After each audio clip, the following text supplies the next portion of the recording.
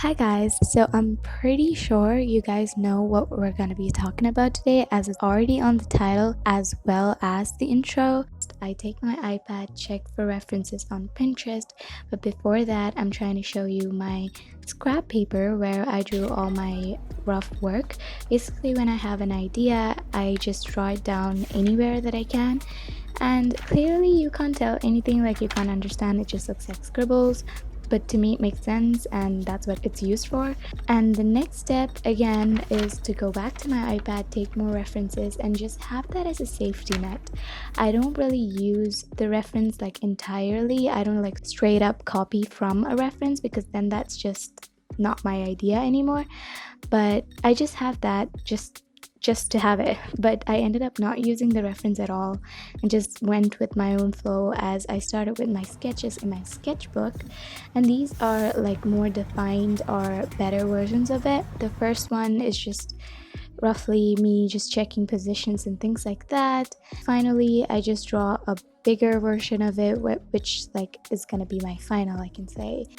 And I'm not including all the clips of me, like the entire clip of me drawing and sketching these, because I ended up sketching a lot because I had more than one idea, not just this girl. I had like, I mean the same girl, but I had like different ideas. I'm just not gonna go too much into it. Yeah, I'm not gonna show you the entire process because it's very long.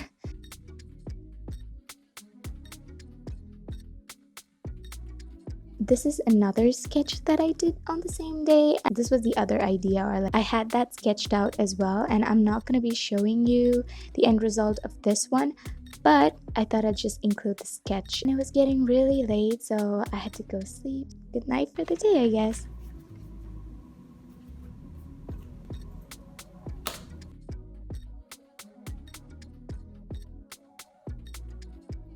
So here I just took my final piece of paper that was A1, I believe, and just started off with sketching again. And yet again, I'm not going to bore you with the entire process, but let me just tell you that I use a colored pencil when I'm sketching these days because the footage looks good and you can really like see what I'm drawing. Not only that, another thing is it doesn't smudge graphite onto my painting or mix with my painting and like makes it all muddy or whatever.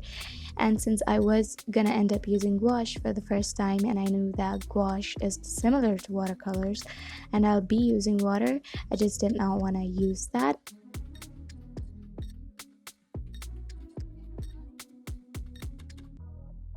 So here I just wanted to show you my art supplies, or the drawer that I keep my art supplies in, and I wanted to mention that I'm using gouache for the first time. This is a set that I bought for university and I never ended up using it.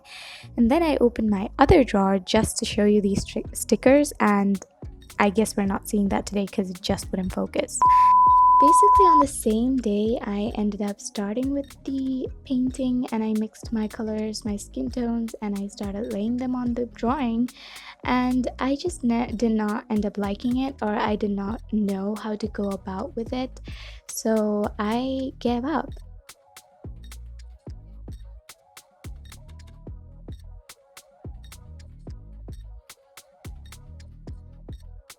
I woke up really early this one day and I decided to finish this painting, or so I thought.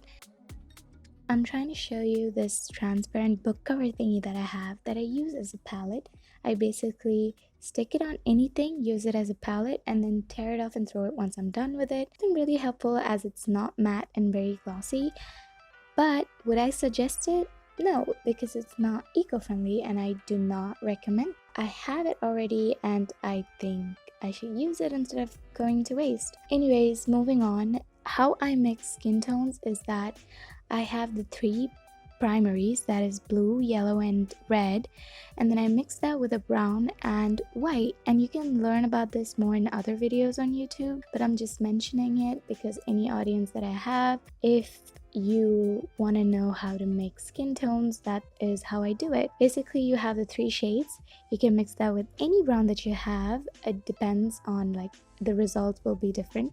So what I usually do is I have several browns that I already have, and then I just mix it and I get different shades, and I use those different shades in different areas, and the ratios also has to be different each time. It's a bit complicated, maybe I'll make a video of it in the future, but there's already a lot of videos on YouTube about them, so you can definitely go check it out.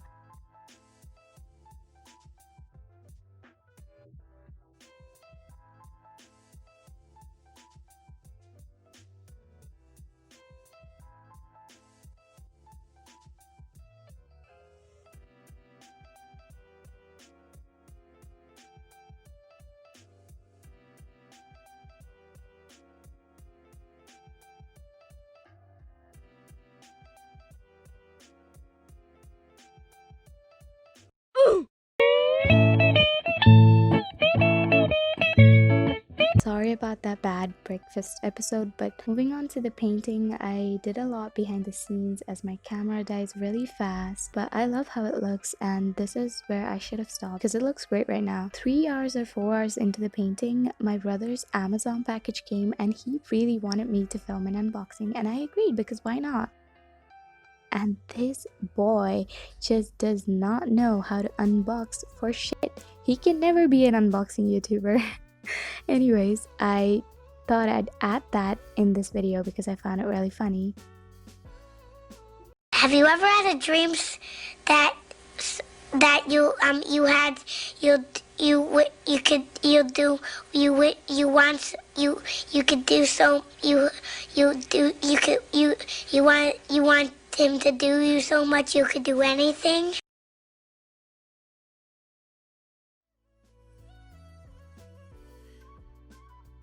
I ended up working a lot behind the camera and it just looks tragic. Let me just tell you, her hair looks so bad. I just couldn't do it anymore, so I moved on to her face. I used chalk pastels just to like add some more definition into her face, and I could tell you it really added some more definition into her face. Then I moved on to her hair and I made her brunette this time because that yellow just wasn't it. I ended up really liking how it turned out, although the background blue is just, again, tragic. So thank you guys so much for watching. Please subscribe and tell me if you like short or long videos because I ended up cutting a lot of this video and I'm not sure if you guys really want to watch all that or if you want shorter videos.